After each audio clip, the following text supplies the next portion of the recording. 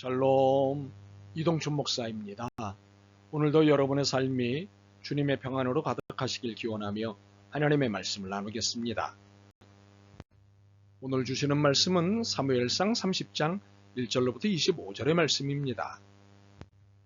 이 말씀 중에 23절로부터 25절까지를 읽겠습니다. 다윗이 이르되 나의 형제들아, 여호와께서 우리를 보호하시고 우리를 치러 온 그 군대를 우리 손에 넘기셨은즉 그가 우리에게 주신 것을 너희가 이같이 못하리라. 이 일에 누가 너희에게 듣겠느냐? 전장에 내려갔던 자의 분깃이나 쇠물 곁에 머물렀던 자의 분깃이 동일할지니 같이 분배할 것이니라 하고, 그날부터 다윗이 이것으로 이스라엘의 율례와 규례를 삼았더니 오늘까지 이르니라. 아멘. 사무엘상 30장 1절로부터 25절 말씀을 본문으로 은총이 필요한 시대 당신이 은총이 되시길 이라는 제목으로 말씀을 나누도록 하겠습니다. 본문은 다윗과 그의 600명의 부하들이 사울왕에게 쫓겨다닐 때 일입니다. 다윗 일행은 목숨을 부지하기 위해 블레셋에 가서 망명을 했습니다. 그리고 시글락 성읍을 얻어 살게 되었습니다. 그런데 다윗과 부하들이 전쟁을 하려고 북쪽 지방으로 떠나간 사이 오랜 숙적이던 아멜렉 사람들이 아이들과 연인들만 남아있는 시글락에 쳐들어왔습니다. 성을 불사르고 모든 여인들과 아이들을 포로로 끌고 갔습니다. 가축과 재산도 모두 약탈해 갔습니다. 마을을 초토화시켰습니다. 다윗 일행이 돌아왔을 때 그들을 맞이한 것은 연기와 파편뿐이었습니다. 비탄에 쌓인 600명은 모든 분노를 다윗에게 돌렸습니다.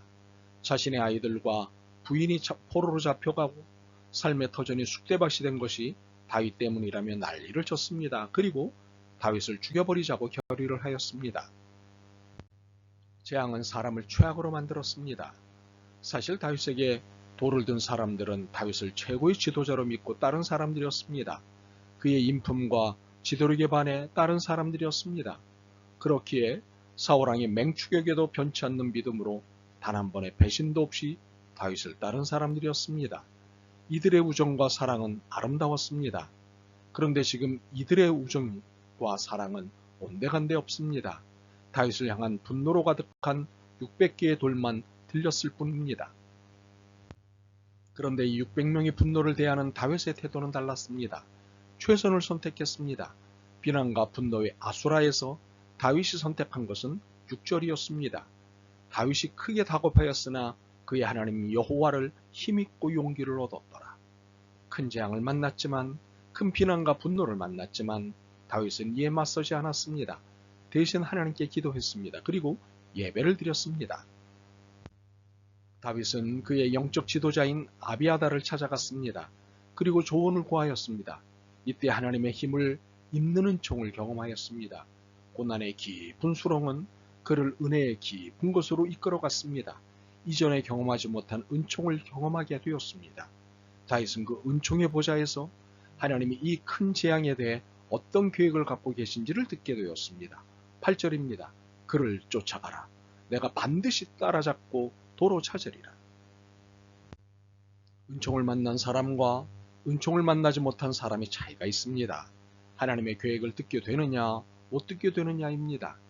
600명도 분명 계획이 있었습니다. 그러나 그것은 다윗을 죽이겠다는 계획이었습니다. 싸움과 분열과 죽임이라는 계획이었습니다. 이것은 하나님의 계획을 듣지 못한 태도입니다. 그러나 하나님의 은총을 경험한 자가 듣는 하나님의 계획은 믿음과 소망과 사랑 그리고 생명입니다. 하나님의 계획을 들은 다윗은 그의 병사 600명을 데리고 아말렉을 뒤쫓기 시작하였습니다. 그런데 궁금한 것은 분노에 차 있던 백성들을 어떻게 설득했는지입니다. 달랬는지, 평소의 카리스마로 제압했는지, 주의 성령께서 600명의 마음을 확 바꾸어 주셨는지 궁금합니다. 그러나 성경에 아무 말씀도 없으시니 이 부분은 천국 가서 여쭤보기로 하겠습니다. 분명한 것은 하나님의 얼굴을 구함으로 은총을 만난 사람은 문제가 이미 해결되어 있음을 경험한다는 사실입니다. 600명의 군사는 이미 지칠 대로 지쳐 있었습니다. 블레셋 군과 연합하여 원정 전쟁을 치르고 온 데다 폐허가 된 시글락의 모습에 몸과 마음은 만증창이 되었기 때문입니다. 이런 그들이 출발했습니다.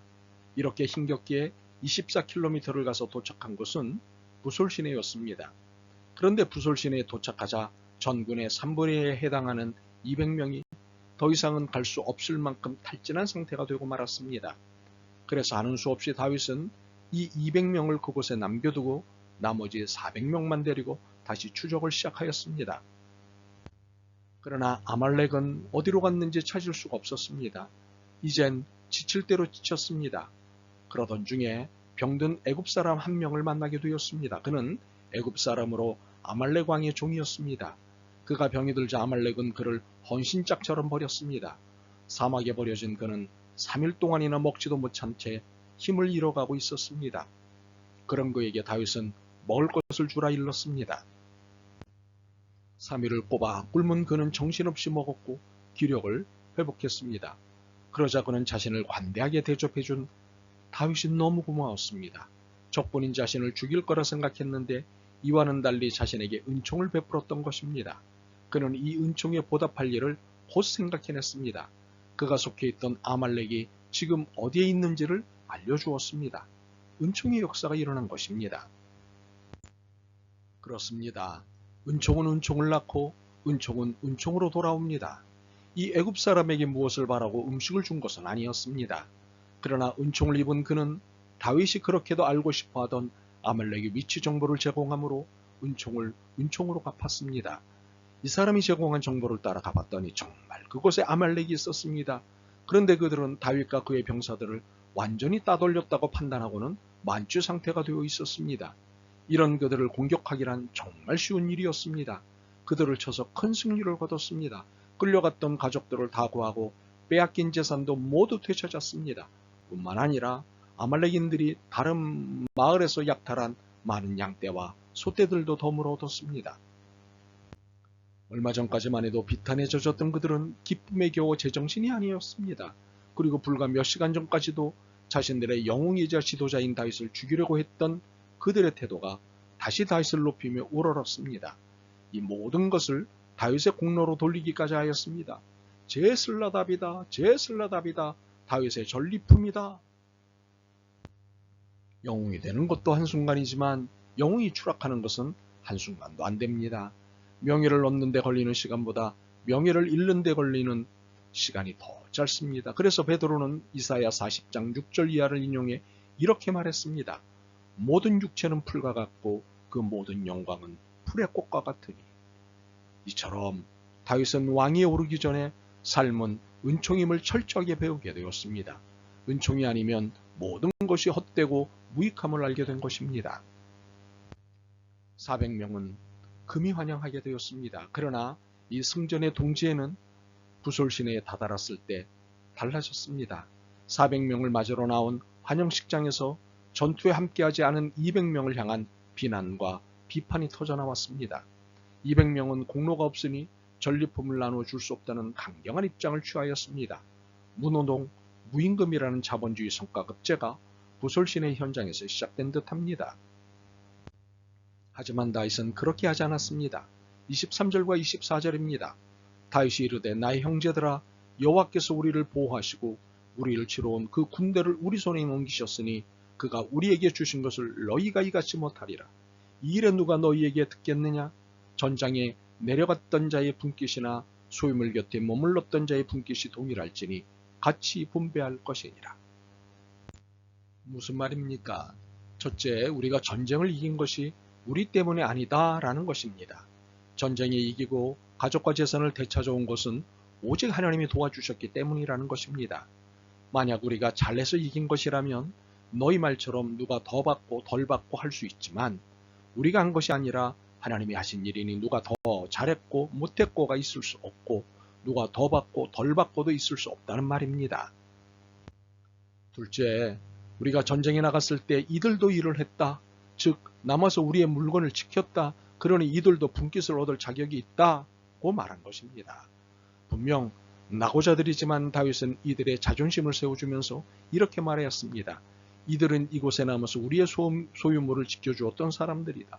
이들은 여기에 남아서 그냥 놀고 있었던 것이 아니라 우리들의 물건을 지켜주었다. 이것이 얼마나 중요한 일이냐. 다시 말하면 너희들이 공격을 했다면 이들은 수비를 한 것이다. 운동 경기에서 골을 넣은 것은 공격수가 잘한 것이지만 수비수도 잘했기 때문이 아니냐. 그러므로 똑같이 수고했다. 그러니 전리품을 똑같이 나누라. 전쟁에 참여했던 400명이나 부솔 시내에 남아있던 200명이나 똑같이 재산을 나누어 주어야 한다는 것이 다윗의 주장이었습니다. 이는 자본주의 경제학에 익숙한 우리를 당황케 하는 결정입니다. 그런데 성경은 이런 다윗의 결정이 옳았다고 말씀합니다. 그래서 25절에 보면 이런 원칙이 전례가 되어 그 후로도 비슷한 상황이 생기면 다윗의 결정에 따라 누구나 똑같이 재산을 나누게 되었다고 합니다. 바로 이것이 은총입니다. 부솔 시내에 넘친 것은 은총의 강물이었습니다. 부솔 시내는 간헐천이라 우기가 아니면 마른 시내입니다. 당시 상황은 건기라 부솔 시내는 메마른 상태였습니다. 이 메마른 곳에 은총의 비가 내리고 이곳이 은총의 강이 되었습니다. 그렇기에 인간의 정의, 사랑이, 배려가 메마른 사람들이 있는 곳은 부솔 시내와 같은 곳입니다. 바로 이곳에 필요한 것이 은총입니다. 다윗으로 인해 흐르던 은총의 강물이 필요합니다. 화해의 강물이 필요합니다. 용서의 강물이 필요합니다. 이해하고 용납하는 강물이 필요합니다. 감사와 축복의 강물이 필요합니다. 말하기는 여러분이 다윗처럼 은총을 베푸는 자가 되십시오. 그래서 부솔 시내에 은총이 넘치게 하십시오. 메마른 이 세상이 살 수 있도록 말입니다. 아멘. 주님, 저희가 은총의 부솔 시내가 되기를 원합니다. 부솔 시내를 건넌 400명의 자부심이 아닌 200명과 함께 나누는 삶을 살기 원합니다.